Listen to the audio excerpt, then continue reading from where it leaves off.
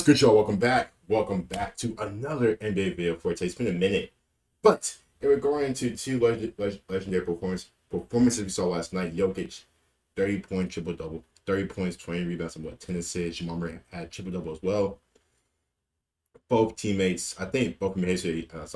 Both made history as like the first teammates to have a triple-double in the NBA Finals, same game. So, Nuggets are currently up 2-1. Game 4 is tomorrow. Should be a good one. Should be an absolute great one. I'm not really sure. I think Jimmy Butler, we're going to ankle injury. I think he is kind of still dealing with it. Just hasn't really been Jimmy this series. But we'll see. We'll see what goes down. I still had the Nuggets win the series anyway, so it is what it is. But to just recap that performance, shout out to Johnny Arnett. The top 10 greatest playoff performances of all time. And I was like, Chaz, I gotta check it. I gotta see what happened. I just got to see these top playoff performances. As always, don't forget to like the video and sub as well if you are new to the channel and if you do enjoy it. And let's get started. Let's see what goes down.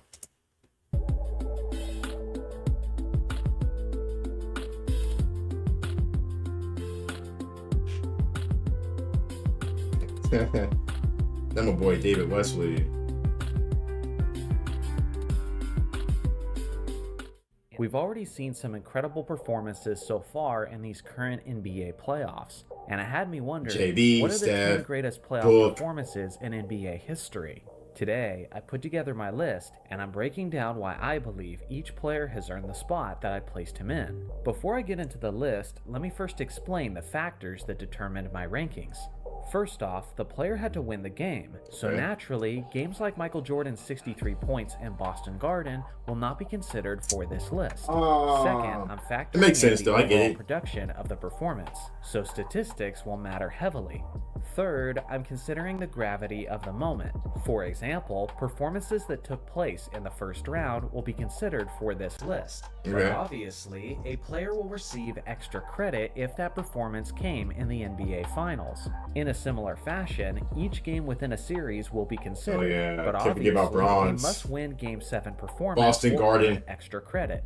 Lastly, how clutch the player was down the stretch will also count towards his ranking. All of these factors are subject to scale, and not every single one of these factors have to be present for each game on the list, but each one of these categories is capable of boosting a game's ranking. So now that we understand the logistics, let's get into my list, and let me know afterwards if your list differs from mine. Number 10. Bob Pettit in Game 6 of the 1958 NBA Finals versus Boston. The Celtics legend Bill Russell won 11 championships over the course of his career as a player, but in total, he made 12 trips to the NBA Finals. The only time Russell lost on the game's biggest stage was in 1958, and it was thanks to the historic showing from the Hawks power forward, Bob Pettit. He's one of the more underrated and overlooked legends of basketball history. Don't really talk about him. 1958, he outshined Russell and everyone else on the court, as he put up monstrous totals of 50 points and 19 rebounds on 55.9% shooting. Every single one of those 50 points were needed, as his St. Louis Hawks won the championship clinching. Did my guy just do a hook shot? And on this night in 1958, he outshined Russell and everyone else on the court, as he put up monstrous totals of 50 points and 19 rebounds on 55.9% shooting. Every single one of those 50 points were needed, as his St. Louis Hawks won the championship clinching. My guy did a hook shot going away from the basket. 109. Going up towards the 3-point line. To defeat the greatest winner that basketball has ever seen, and for this reason, he gets to be the one starting off my top 10 list. I like that though. Tim Duncan in Game 6 of the 2003 NBA Finals versus the Nets. The big fundamental was an absolute beast throughout the entirety of this series, but in this game especially, he destroyed the New Jersey Nets in just about every way he could. Duncan nearly had the first and only quadruple-double of NBA Finals history, as he put up an insane stat line of 21 points, 20 rebounds, 10 assists, and 8 blocks on 47.4% shooting. Despite being loaded with talent, the New Jersey Nets were only able to score a total of 77 points that evening, and that was mostly due to Duncan shutting down the paint and securing almost every rebound up for grabs. San Antonio was actually trailing by 6 points heading into the fourth quarter, but Duncan came up clutch, putting the clamps on the Nets' offense, which ultimately resulted in an 11-point championship victory for the Spurs. It was certainly one of the greatest performances by one of the greatest players to ever live. Number 8. That's Michael crazy, Jordan, bro. Game A quadruple double damn near. Finals versus the Suns. It was a crucial game for the Phoenix Suns, as they were looking to steal a game in Chicago and tie the series at 2 games apiece. Well, Jordan had other ideas, as MJ absolutely erupted for one of the highest scoring playoff performances of NBA history, regardless of the fact that he was being guarded by an all-defender, Dan Marley. In this iconic showing, Jordan dropped a whopping 55 points, 8 rebounds, and 4 assists on a lethal 56 points.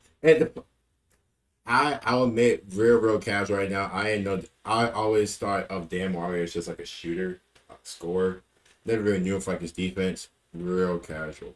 0.8% shooting.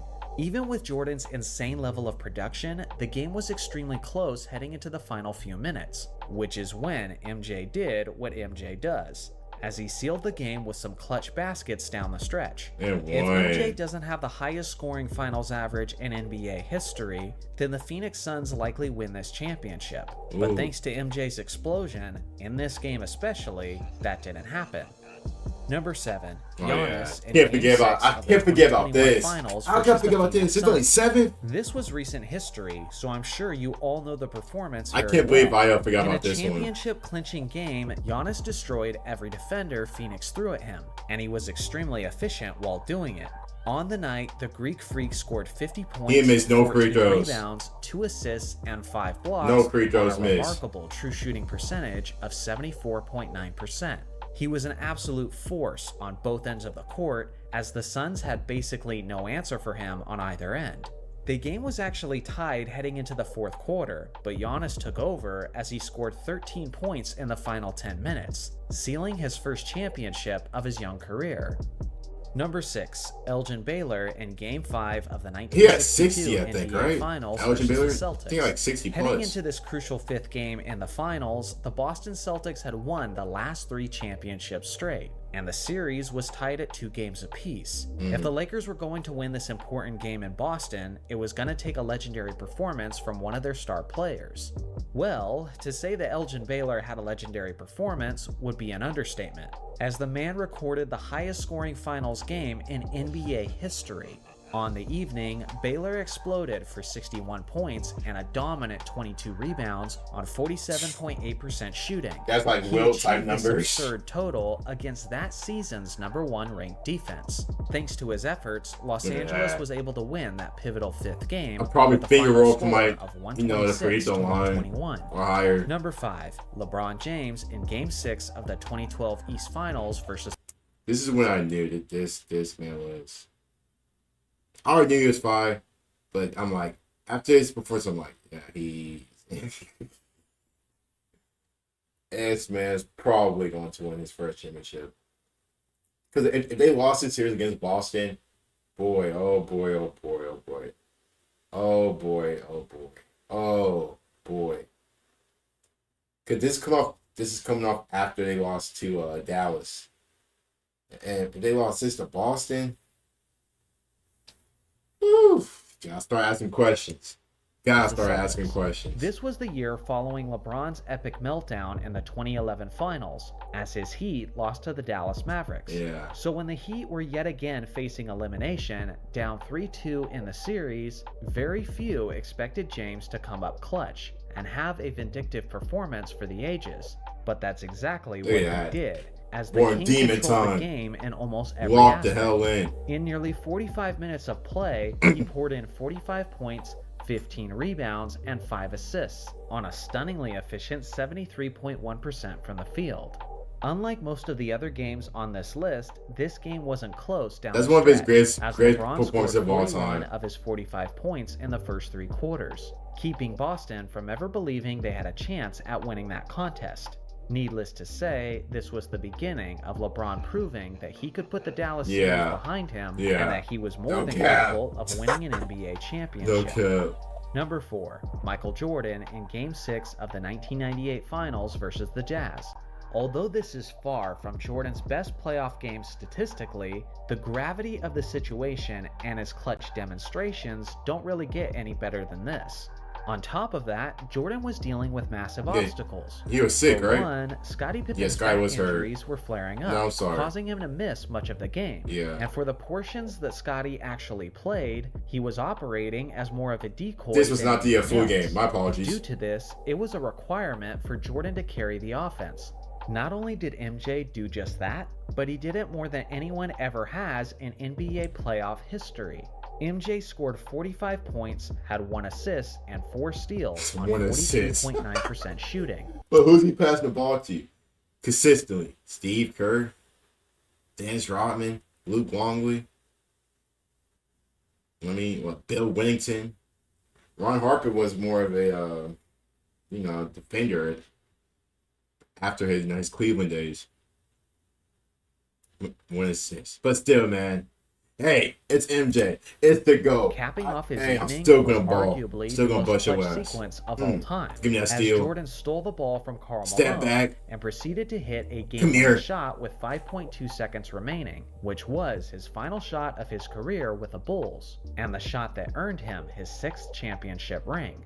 Michael scored more than half of the Bulls' total points that game, as he scored 45 of their 87 points.